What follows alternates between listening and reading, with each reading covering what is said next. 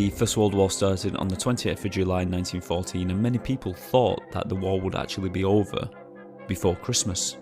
But as we all know, it sadly lasted until November the 11th, 1918, and by the end of World War I there was 20 million deaths and 21 million wounded. But today's story takes place only 5 months into the war, as Christmas Day approached. The war was still in its early days, but still an unimaginable number of lives had already been taken. Our story takes place on the Western Front, where trench warfare had started not long ago. On one side you had the British dug into their trenches, and on the other side you had the Germans dug into theirs. And in between there was no man's land, where many soldiers met their end in the mud and barbed wire, being riddled with bullets. When the trenches had first been dug out, the soldiers were in good spirits, the weather had been kind and the trenches were dry as a bone.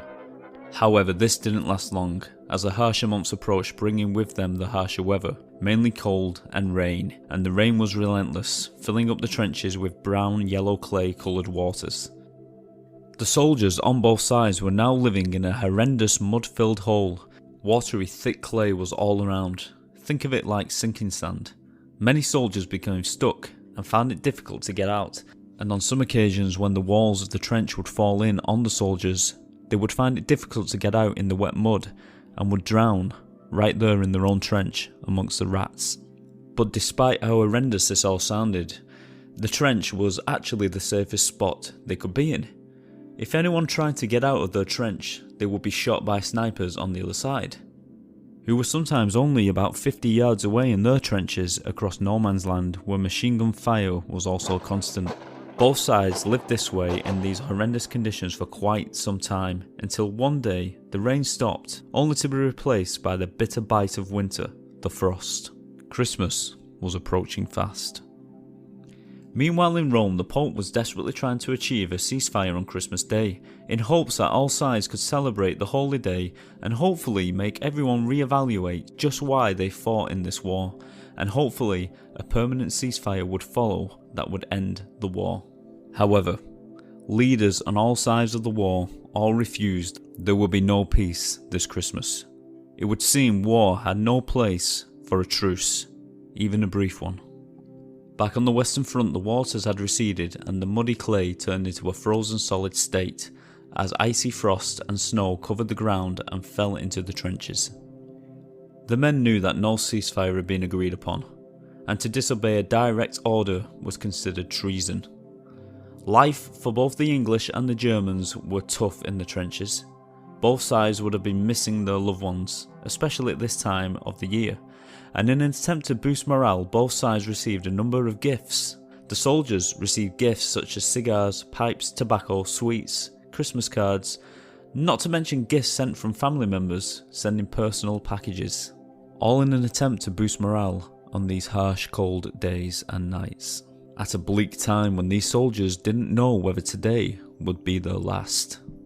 You see, both sides constantly lived in fear whether today would be the day that the enemy would attack. There would be days when orders were given for them to venture out into no man's land and meet the enemy head on, and obviously not everyone would return. And every now and again a lucky shot from an enemy sniper would take away someone's best friend.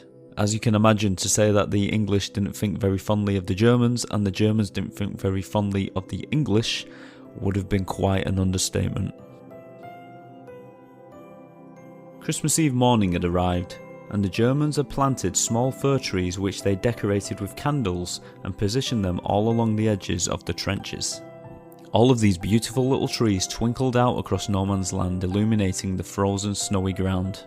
When the sun had gone down, some of the British soldiers appeared out from their trench, and what they saw really must have been a glorious sight, at a time when a little Christmas spirit was really needed. At first sight, some of the British soldiers weren't sure what they were looking at and feared an attack.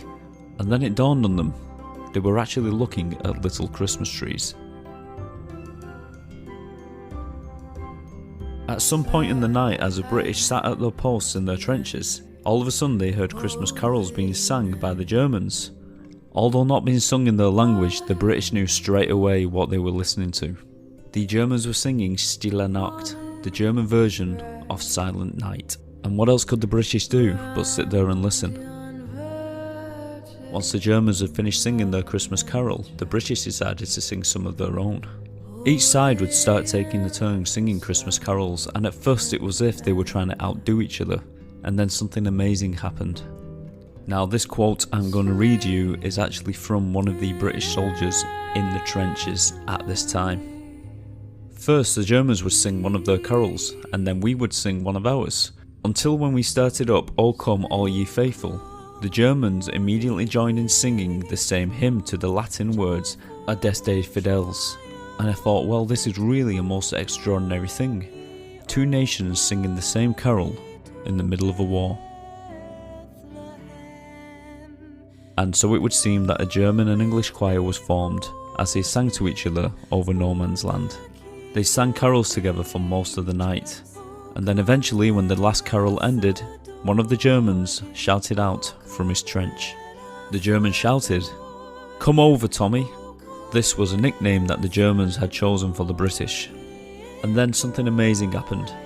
A solitary figure ascended nervously from his trench, his place of safety, and bravely made his way across the artillery-torn barbed wire hell that was no man's land, where soldiers from both sides lay dead where they fell. And in the middle, an English officer and a German officer met, shook hands, and shared a drink of whiskey. They came to an agreement: if you don't shoot, we don't shoot. And right there on that certain spot on the Western Front, the truce was agreed upon. On Christmas Day, it was understood that there would be an unofficial ceasefire.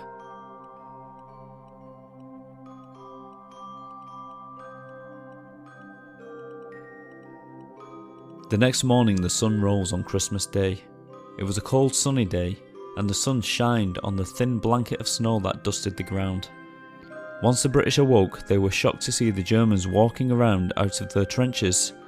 Such a thing would simply have been considered suicide on any other day.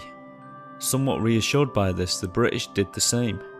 Once out of the trenches, soldiers from both sides who had been trapped in their own trenches for so long saw the true horror of war. All around them, dead bodies of each side's soldiers lay on the frozen ground. Now of course both sides knew that these dead bodies had been there all along, but to actually see them in broad daylight from outside of the trench would have been a horrific sight. So both sides walked amongst each other, collecting their dead, and dug graves in the frozen ground, and both sides showed their respect for one another's dead and held joint services. Slowly, the Germans all come up from the safety of their camp, and so did the British, and they met in the middle of no man's land, and exchanged handshakes and kind words and smiles, and even started to exchange Christmas presents with each other, exchanging alcohol, plum puddings, chocolate bars, cigarettes, and they actually tried on each other's uniforms, which I believe has actually been captured in some very old photographs from that day. One English soldier even asked a German soldier if he could take a button off his coat, and the German soldier happily obliged. More and more parts of the Western Front saw what was happening and followed suit, nervous at first, but eventually they started to relax and fraternise with the supposed enemy. And one German barber even offered haircuts to the British soldiers. Spirits were high that Christmas Day. They laughed, they joked, they admired, and they both showed their sadness that they were even a part of this war. There was even a story of a British and a German soldier having a conversation about why they were fighting in the war. The German replied that he is fighting for freedom for his country.